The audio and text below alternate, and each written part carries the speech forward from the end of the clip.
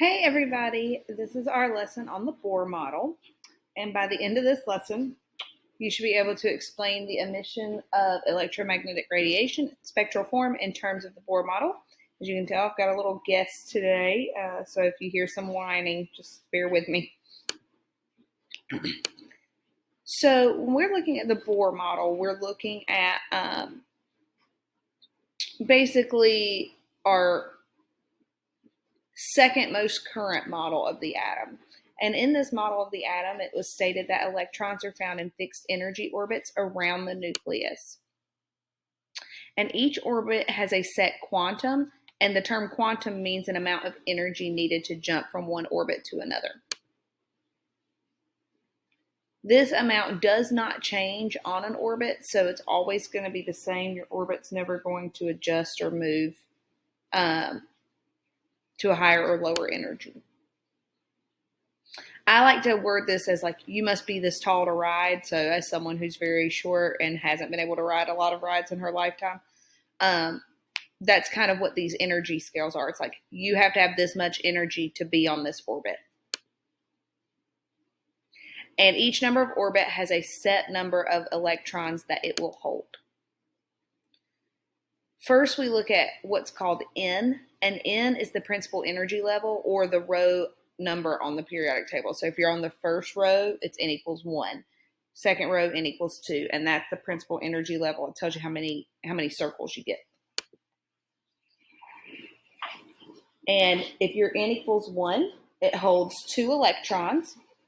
N equals 2 holds 8. N equals 3 holds 8 or 18. And then N equals 4 can hold up to 32 electrons. And here is what a Bohr model looks like, an animated Bohr model. So normally we would just have the nucleus here. You don't actually have to show the protons and neutrons there, but you have your first ring that only holds 2, your second ring which holds 8, your third ring which can hold up to 18, and your fourth ring which can hold up to 32. So let's go ahead and just do a practice example here. And we're going to draw the Bohr model for carbon.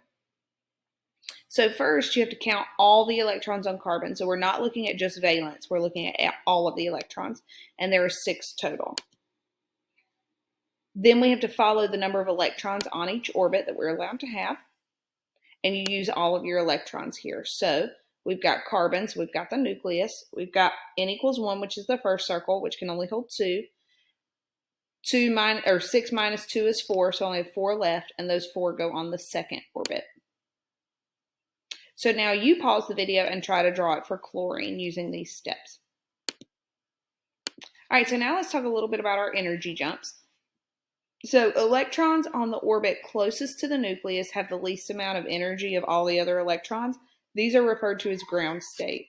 So whatever orbit your electrons start on, that's considered ground state. They can jump to higher orbits, which means they're in an excited state, if they absorb energy. So they have to take energy in, usually by heat or light, something like that. Absorbing energy, then they can jump to higher energy orbits, which means they're in an excited state. And then eventually they'll fall back down to where they were originally. And they do that by emitting energy. So here's just an example here. As one falls to a lower energy level, it emits energy. And usually in the form of light. Our most current model of the atom is the quantum mechanical model. And this is also known as the electron cloud model because we're looking at electrons around the nucleus. Words to look for when we talk about quantum mechanical model. So these are words we refer to a lot. That would be probability and likelihood because we're looking at the likelihood of where you would find an electron on your atom. Each orbit holds a specific orbital shape, so we have to really pay attention to how many electrons we have where.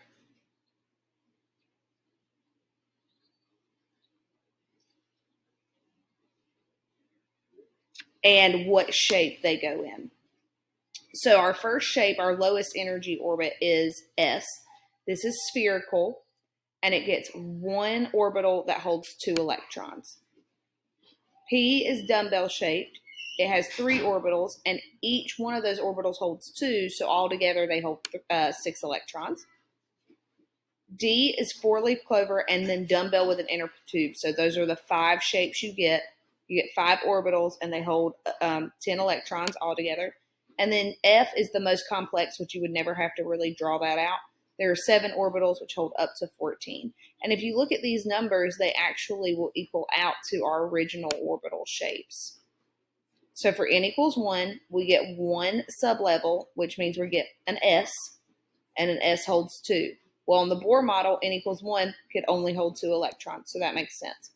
For n equals 2, you get 2 shapes. You get an S and a P, a 2S and 2P. The S will hold 2, the P will hold up to 6. 2 plus 6 is 8. And we said in the Bohr model, n equals 2 holds 8 electrons. So these correspond together with what we've learned with the Bohr model. So now, hopefully, you can go through this information and be able to explain